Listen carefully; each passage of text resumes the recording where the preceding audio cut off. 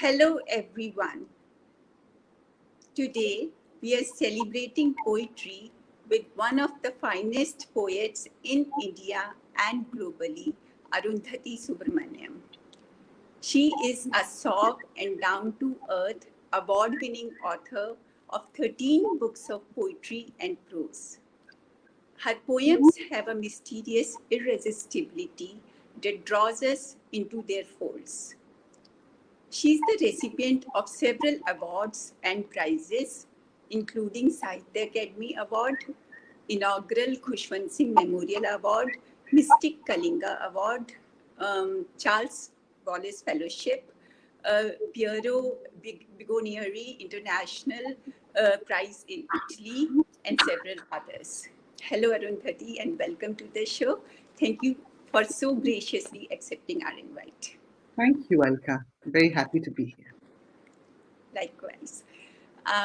My first question is related to your writing journey. When you initially started your poetic journey in the physical sense in early 2000s, did you have a long-term vision in purview, or you just went with the flow? That's an interesting question. Well, as you know, I've been writing a long time before 2000, but my first book appeared in 2001. And you're right, when you actually have that tangible product in front of you, you know that it means something, at least to you personally. I think at the time, by that time, I was probably aware of the fact that poetry mattered enough to me for it to be central.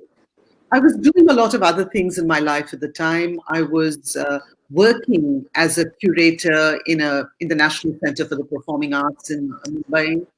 I was writing extensively on the arts for various newspapers.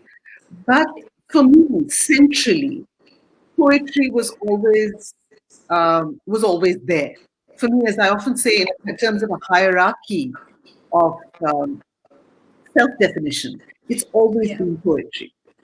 So I knew that I wouldn't be hurrying into the next book, and my next book, its poems happened in 2005. But there's always been a 4 or 5 year gap between my books. Yes. But I knew that it would be, in many ways, the essence of my life.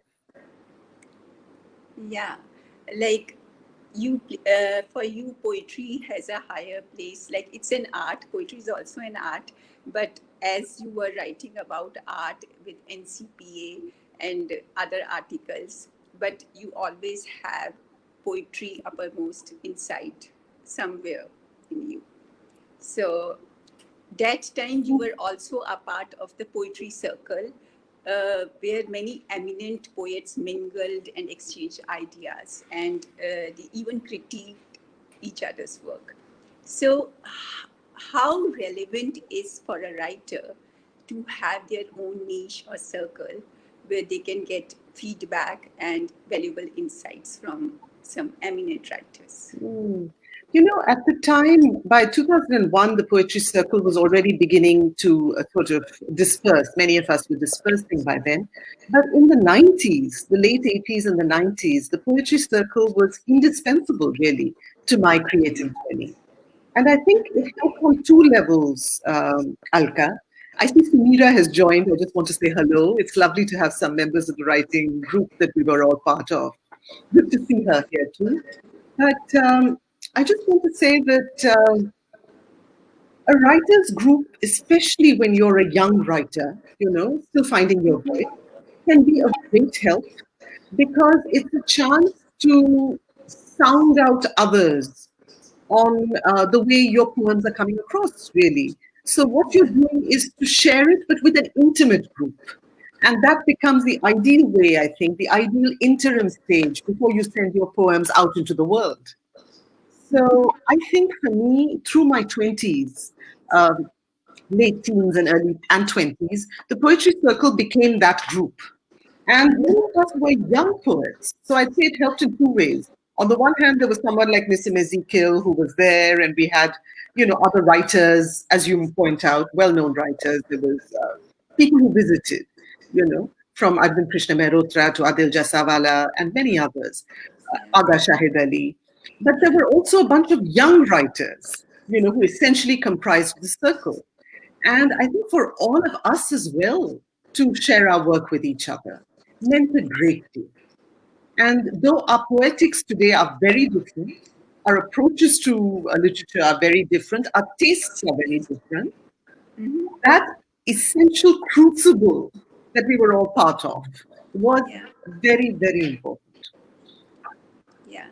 The more diverse the people are, the more different ideas and inputs that can flow into each other's writing. Yes, absolutely. Yeah. Like you are mentioning, that was a time when you used to get inputs and share ideas. So before you take your work to the world outside, it gave a lot of time to refine and work on it and to let it marinate, or you say gestate. Yes. So in one of the recent essay in the Bombay Literary Magazine, you have mentioned that these days there's a lot of mass consciousness activity over writers being focused on something, producing quality work or achievement or something extraordinary, because it's like a tech era where everybody wants to just put out their work. Yeah. So that essay really offers profound wisdom nuggets of throughout the essay. They are there. In fact, Sachin had shared that essay with us. Mm-hmm. And what will you like to say about it? Thank you. I think that essay actually came from a place of personal churning as well, because and it was pointed out to me by Anil Menon, who actually asked me to write the essay for the Bombay Literary Review. It was pointed out to me that I had mentioned the importance of allowing something to marinate, as you point out. A long time ago at a workshop I had done with him and his group many years ago in Pondicherry. And I think that's been the recurrent motif in some ways in perhaps in the workshops that I've conducted, but also a memo to myself. Because there are so many ways, Alka, in which the world can constantly compel you really to believe that you are only alive if you are producing and you have something tangible to show for everything, that for almost every day of your life. Yeah. And I think this can be a great pressure that we insidiously imbibe and then apply on ourselves. And the result of that is that we often turn out work perhaps far too easily, far too quickly, and it doesn't eventually do justice to either ourselves or the work. And this great pressure to keep performing, keep producing, and to keep brandishing books of poetry, I think is unfortunate, particularly in poetry, because, as I often say, there's something wonderful about being a poet, because there's really no one breathing down your neck and saying, when is your next book? Or actually, there shouldn't be, and thankfully there isn't.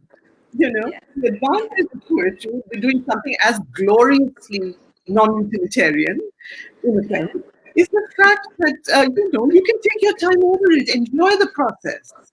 And I think we lose sight sometimes of that essentially pleasurable and slow process, what I call the dampukt process.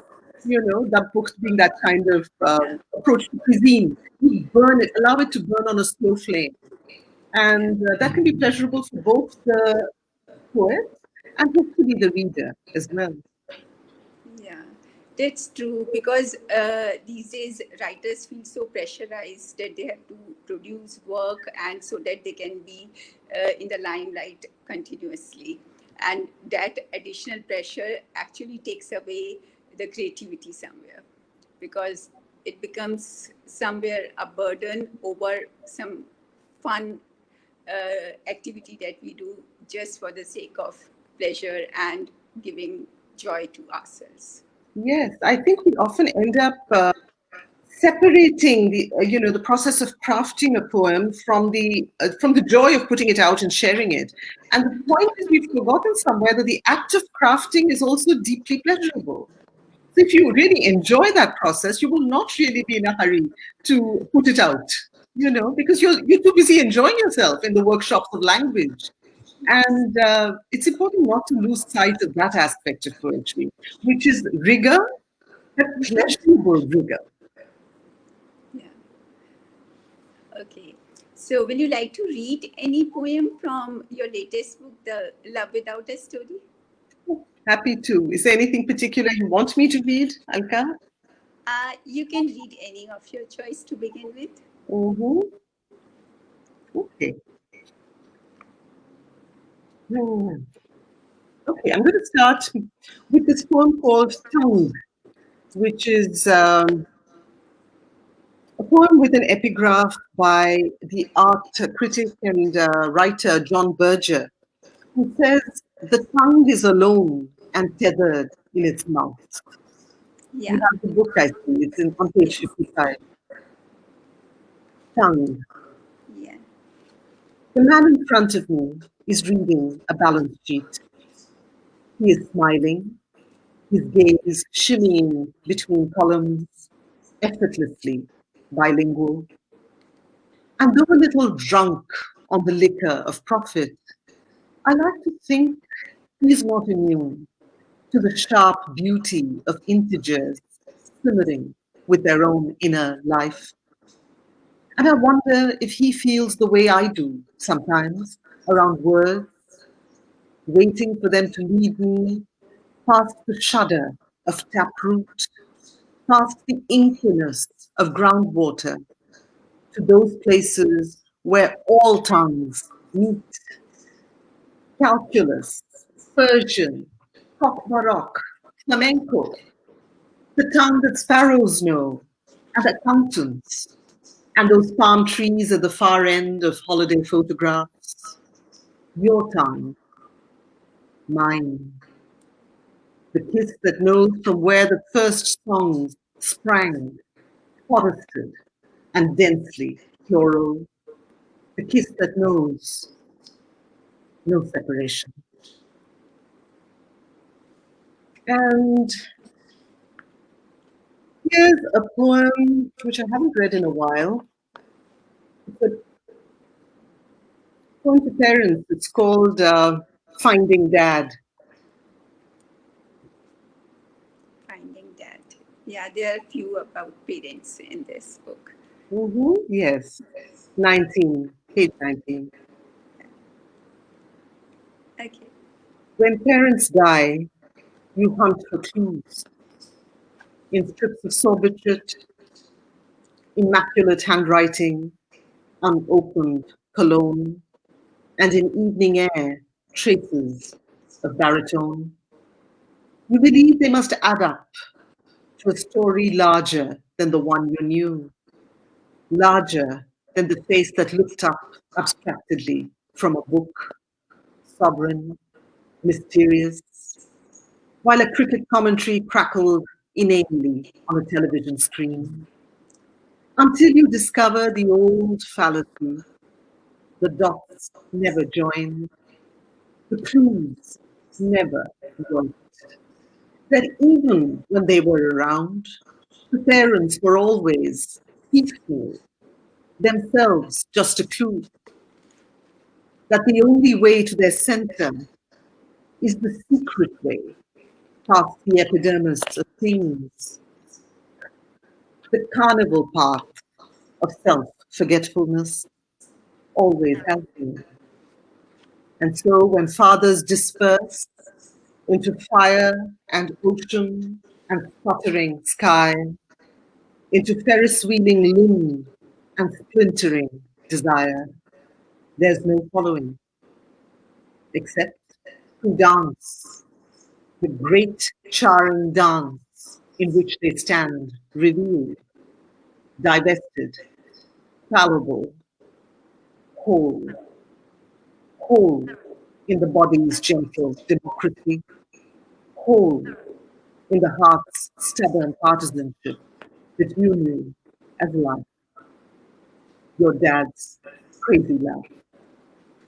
There is so much of honesty in this poem about we all being human and how everything adds up. And slowly, it comes to our knowing. Initially, we are not able to see through all those layers and all. But as we mature and maybe become more aware, then only things come in the right light to Yeah, us. it's so easy to see it for a moment and then forget as well, isn't it? Yeah. Yeah. Like most of your poems have a lot of layers in them. To read like once and then you read again and again, every time you discover something new, something else in the poem. Because to get it at one go is not that easy. Mm-hmm. And then in most of your poems, in fact, I love the way you craft it. Uh, in some of the poems, when I read, I'm able to visualize the poem completely, like because the images that you give are very clear, very sharp. So my mind is able to build those images and then relate to the writing. Thank you, Alka.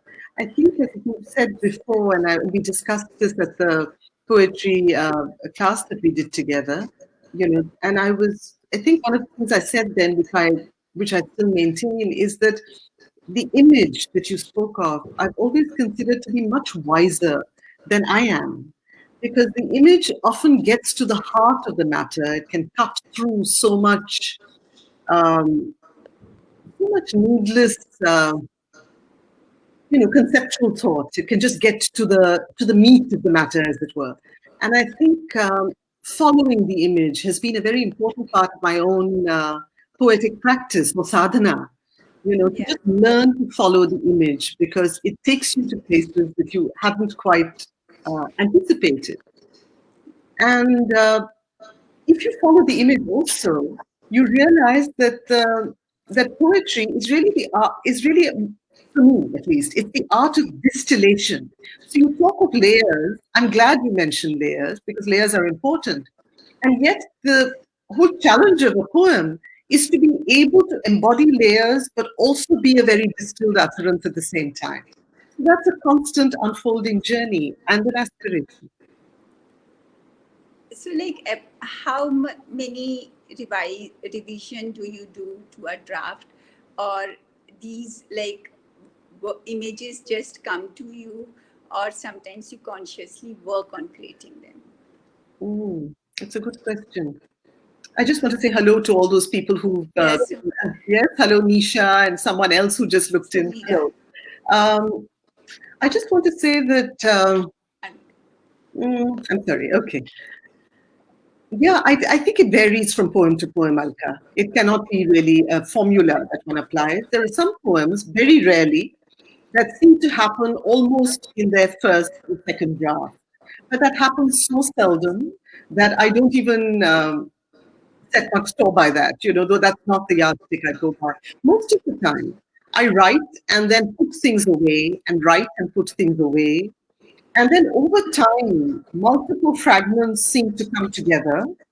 And then I find that what I thought often were two separate poems, two separate fragments entirely, segue their way. They come into and sort of fit in. And then I feel, okay, perhaps here is a composite utterance, something that could work. Although they seem so disparate, they're actually much more deeply connected than I had ever imagined. And so that becomes sometimes the way of crafting a poem. So there's a great deal of craft, but also, as I say, part of craft is also knowing when to keep your twitchy fingers off a poem. It's about learning to listen as well to what the poem is saying to you. Yeah. Otherwise, sometimes we edit it to an extent that nothing Yes, is left out of yes. it. It can be an act of great violence on the poem, which is not what you want to do. Yes. Uh, like when you write poetry, you write it for yourself. But do you tried to morph your writing to the palette of readers as well? And how authentic do you stay to yourself in your writing? It's a good question. I think particularly when you're a younger poet, at least when I was a younger poet, there always seems to be this gulf between what you want to say and how you want to say it, and the world out there that seems to have its own very definitive ideas of what a poem should be. So that gulf for me was much more acute for me, something that I was very strongly aware of as when I was younger. But I think what begins to happen somewhere along the way, uh, at least that was my journey, is that you begin to read a great deal, and so you're reading widely. And after you've gone through all these periods of apprenticeship, when you're actually allowing, the poets that you're reading to, sometimes speak through you, which is not a nice feeling. And you're sometimes allowing yourself to speak in a way, but it doesn't quite connect. You go through all these inner conflicts. But gradually, you arrive, I think, at a point when you have a reader. It's not that I don't have a reader in my mind when I'm writing. I do have a sense of a listener. But this listener doesn't necessarily have a face. This is my notion of the ideal listener, who is willing to listen deep, listen close, without too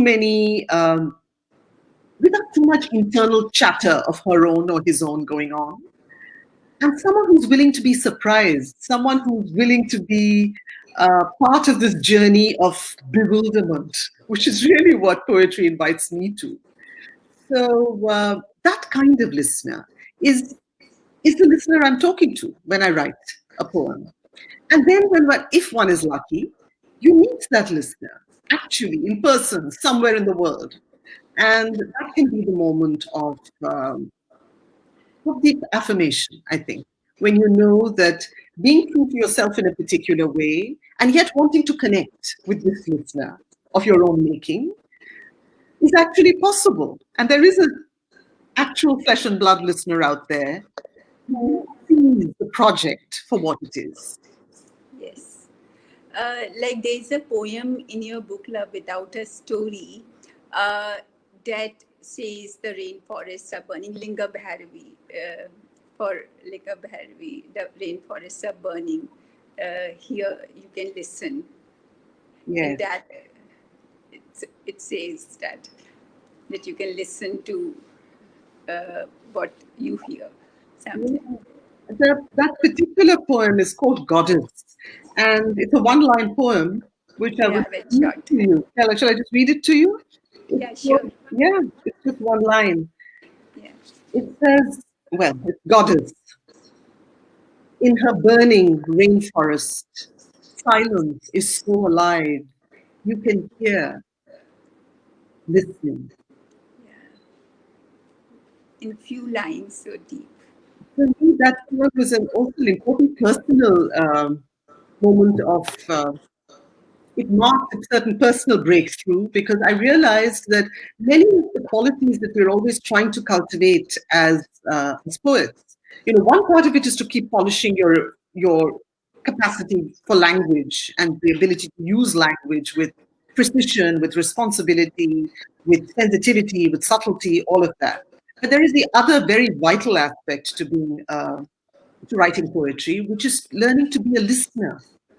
And to me, that is really the most vital, which is something I hadn't quite realized in my early part of my journey with poetry in my 20s. I hadn't realized just how vital listening is.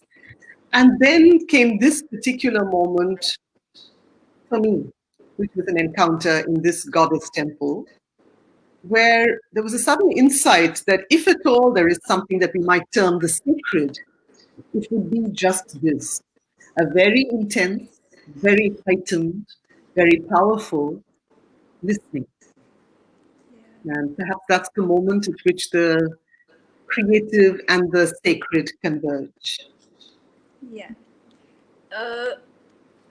Like you live in you have lived and you are based in Mumbai, but you live in Chennai. You have spent some time at your grandparents' place in Chennai. You live in New York, you live in Mumbai, even sometimes in Coimbatore. Mm-hmm. Out of like, when I was realizing all these are big cities, like cities basically, Yes. and which one is most appealing and inspiring for you? That's a tough one, Alka. You know, there've been many times in my life when I wanted to simplify my life and say, you know, I want to be a denizen of one place, and I want everyone I care for and all the things that matter to me, all the pursuits that excite me. I want them all in one frame. And why can't that happen?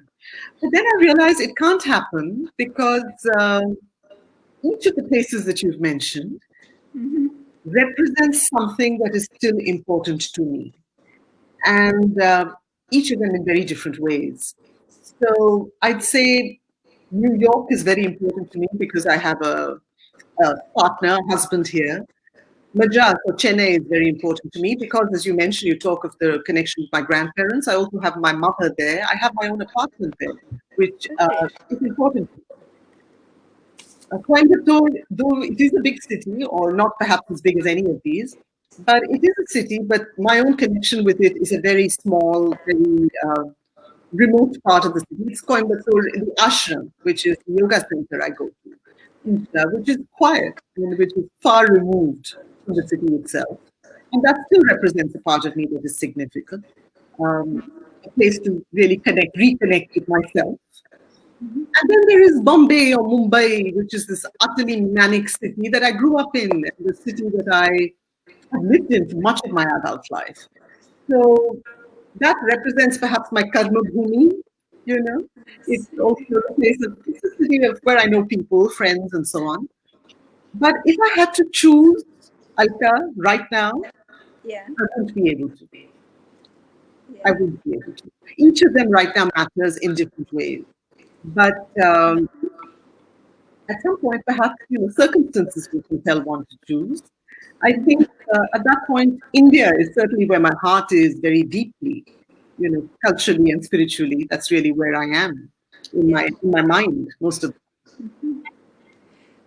Like, I haven't explored your earlier poem of initial days. When you might be writing, I will be reading them. Uh, so, like, spirituality is a part of like every creative journey or writing. Uh, it is evident in this book, Love Without a Story. There are many poems that have spiritual connotation, meaning. In fact, every poem has. But when you started your journey, was spirituality in words also in your writing, besides like in you? Good question. Looking back, Alka, at my very first book on cleaning bookshelves, which was published in 2001, I realized that many of the preoccupations that are now dominant in my work were already there in a very nascent form, but they were there. So it was like many first books, it was a very varied, exuberant, diverse book. There were poems about relationships, poems of love, poems about places, cities, cultural politics, gender politics, but always underlying it all, this sense of the existential journey and its significance to my life.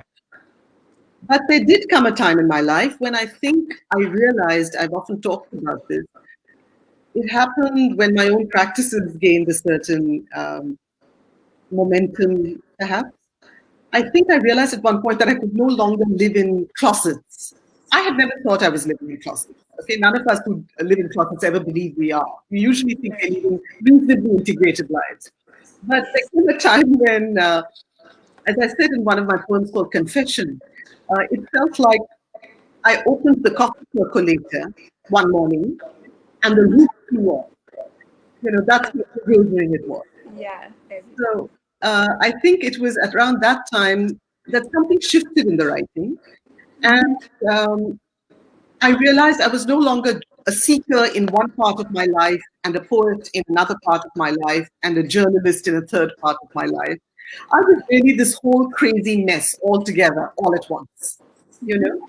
And Yes. I think that was important for the writing in some way because I think something shifted in me and therefore it shifted in the way I approach the writing, as I think it does when you inhabit yourself differently and when you're breathing differently.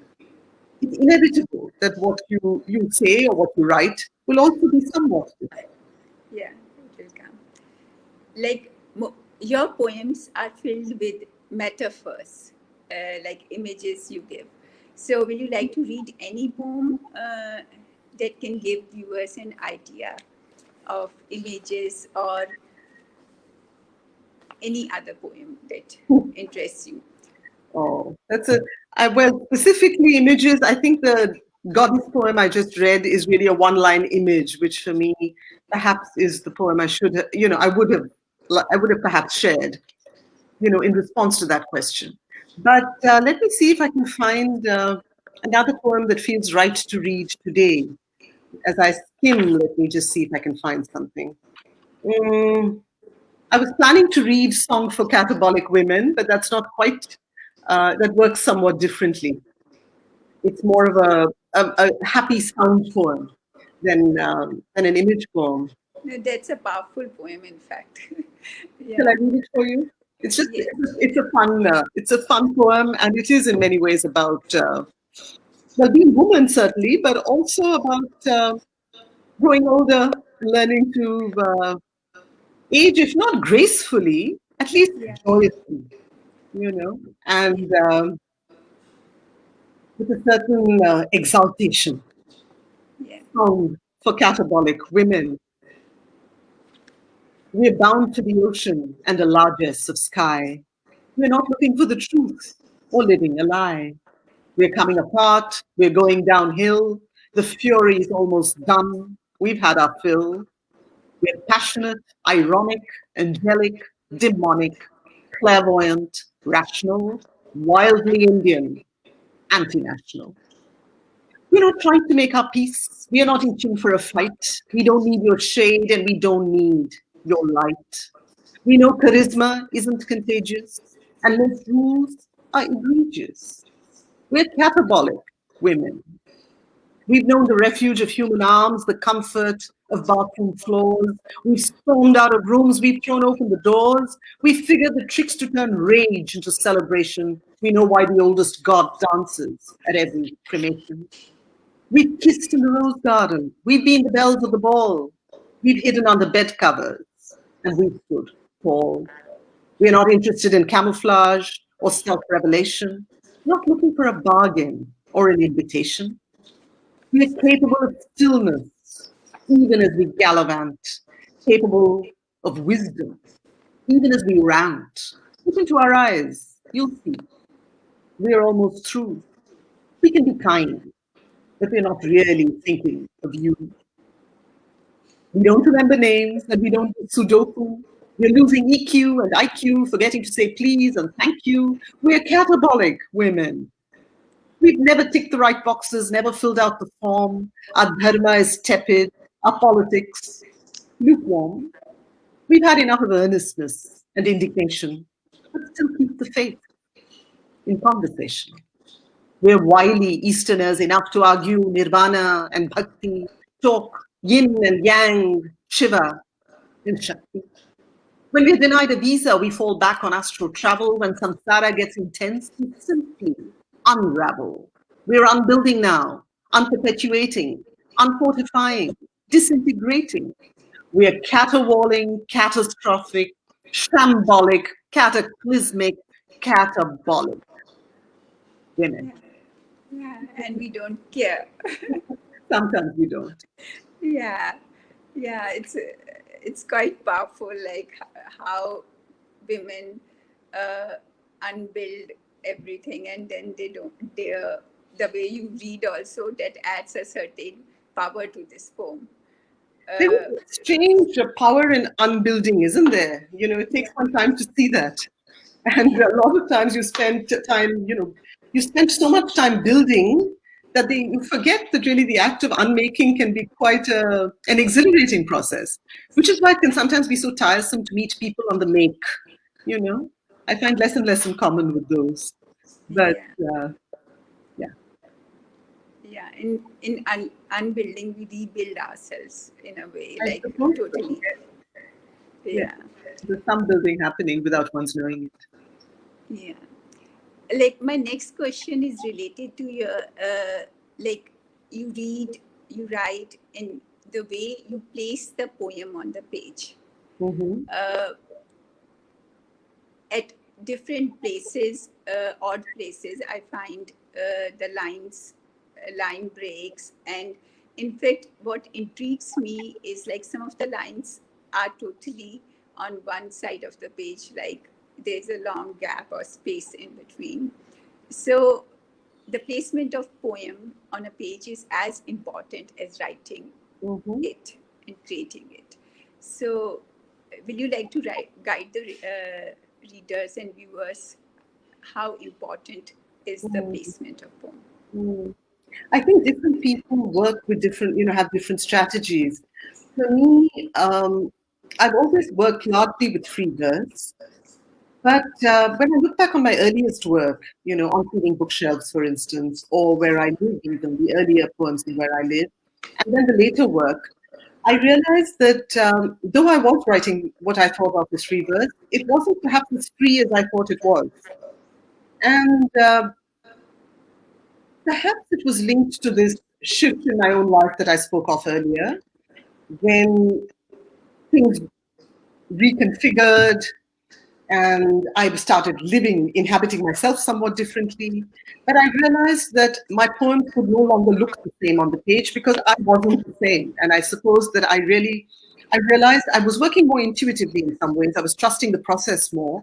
But I think I realize now that there are shifts, often in tone and sometimes in texture, that are indicated by the ways in which the words are positioned on the page. And there are times when a line just demands that um, it just breathes differently, and therefore it seems to demand a different placement on the page. It seems to demand more space around it, more of a pause around it. And I think that's when mm, some of the instances that you mentioned, when the line seems to actually move to a different place on the page, I think that's when it happens, when I feel the need for that kind of breathing space around the line, and to trust that seeming jaggedness, and at the same time to realize that that very ostensible jaggedness is part of a much um, of a journey of healing and wholeness as well. You know, I think that's also been an important part of self-discovery for me. Yes. Yeah, I get some hang of it. Not even if not completely, I did understand to some Mm-hmm. extent. Mm, Yeah, yeah. Everything needs some breathing space. If we mm, clutter it too much, and especially if a line is demanding it itself, we know yes, a line wants to stand in isolation or yes. wants to speak for itself. Alka, in prose, when I do prose as well, right? I often find that paragraphs are following thought units. So as the idea shifts a little, the unit shifts. But you have a new paragraph. But I realize for me with poetry, because it's so full of internal shifts, in tone, in image, in register. There are all kinds of internal shifts. So those shifts also need to be mapped in some way by the poem for me. And so I think that perhaps explains some of the more surprising indents that you might have found. Yeah.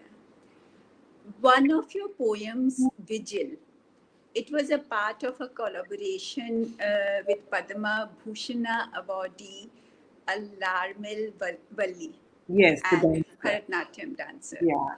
So that poem, although internet says is in love without a story, It I says, could not. no, it's in my very first book. It's in Oh, the bookshelf. that's a lovely poem. I did find it on internet. If you have it with you, the viewers will definitely love it. Oh, I don't have the poem, Alka, but let me see if I remember it. Okay, I don't have it, and I haven't read it in ages. But I'm glad you mentioned it. It's part of my very first book, And I can remember when it was written. It was written somewhere in the 90s. And yeah, you know, the dance, 90s. 90s, yes. Dance was a very important part of my life. It still is. I learned dance, I wrote on dance, I watched dance. I'm a very omnivorous rasika of dance. And I realized that for me, I was kind of a bit weary of this naika, the endlessly pining heroine in dance, in a lot of classical dance, and, Bharatanatyam, which I watched a great deal of. But at the same time, of course, I have also, as I said, I realized I have also loved and I have also waited. And I know something today about waiting, and I realize waiting doesn't have to be passive. It can be a dynamic process and transformative. So let me see if I can do by memory, but I may trip up in a place or two, so forgive me for that. You have to give me the first line. Do you know the first line? Uh, as shadows lengthen. Oh, okay. Let me try. Vigil, as shadows lengthen, as the horizon smudges into secrecy, as the ocean withdraws into a misty November opacity, feelings begin to grow more medieval. And I long for you, as other lovers have before me, in a great melodic deluge awash through history, veined silver with melancholy, deep-throated, brine-flecked with yearning. Twilight is the light of lyric poetry, a stab of blue kingfisher poetry, a small blaze of longing and regret that is almost love, too slight for immortality, too intense to go unsung.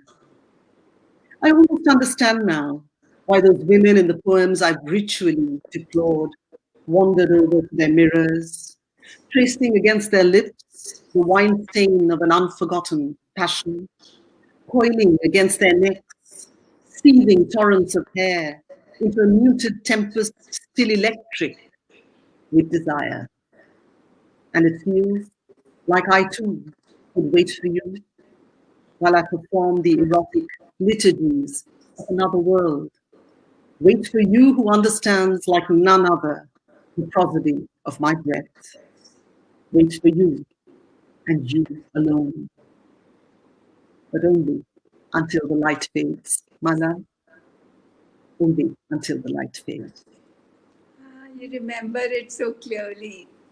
And there's, I've read it it's, several times yeah, it's a in the past. very, yeah, lovely. Thank you so much for Thank you for remembering it. asking. Thank you for thinking of it. Yeah, It was a long time ago, but we've done several performances of it together. Alia Mail Valli and I.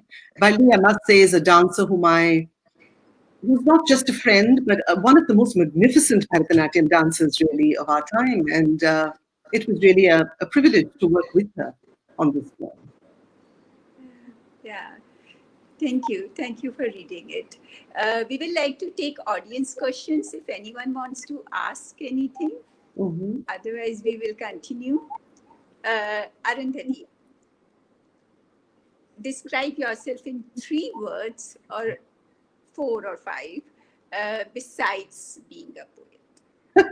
I need coffee in my system before I answer that kind of question. Water. 3 words. Oh gosh. I'd say a freedom seeker, hyphenated word. 1. Okay. Listener. 2. Wonderful. Yeah. Traveler or vagabond. 3. Vagabond. Yeah. Okay. I agree with all of them. Yes. What is the best compliment that you have ever received? I think the fact that when someone says the poem no longer sounds like an external utterance, but something that seems to be aligned with who you are, so there's no gap anymore between person and poem. I think there have been a couple of people, some people who said it, and that has mattered to me because that for me is essentially really the aspiration many years ago. I think I mentioned this to you and some of the others at the masterclass we did. Many years ago, I remember reading G.K. Chesterton's book on St. Francis of Assisi. And G.K. Chesterton says, and this is a wonderful compliment, and I'm not comparing myself in any way to the mystic St. Francis himself, but I know it's an aspiration. He says St. Francis was a poet whose entire life was a poem. And to me, that is really the ultimate that we can aspire to. So when one begins to see that connect between the person and what they say and what they utter, and how they utter it, then something, some kind of yoga hopefully is underway. Yeah, like where the poet begins and the poem begins, or where it disappears. Where it disappears too, yes. Yeah. So, that's lovely. What do you do in your free time, if you get any? Oh, I have lots. Most of my life is free time, Alka, because I stopped working, at an arts center many years ago at the NCPA. I was the editor of that Poetry International Web, the website, the Indian Domain. That folded up many years ago. So I'd say for the past 15 years, really, my life has been free in that sense. But I've been thankfully free to write, free to read, free to walk, free to spend time with myself, and sometimes do a little yoga, and be with the people I care for. All of that. Anything else that you would like to share with our viewers that will be helpful to them? I don't know who your viewers are and what would be of help to them. Some of them, Sumira is there. Yes, that's lovely. I know. I just say to all of you, to those of you whom I do know and the others whom I don't, I'd say, assuming that many of you are in fact people who write and who take the business of writing seriously, and I'd say enjoy it. Enjoy the mix of strenuousness and sensuality. That is poetry. Those go together. There's lots of hard work and lots of joy. And enjoy that. And don't listen to all the naysayers who tell you that poetry isn't important. It is. And most of all, read widely, read promiscuously, read as much as you can. Just take it all in. That's also important. Thank you.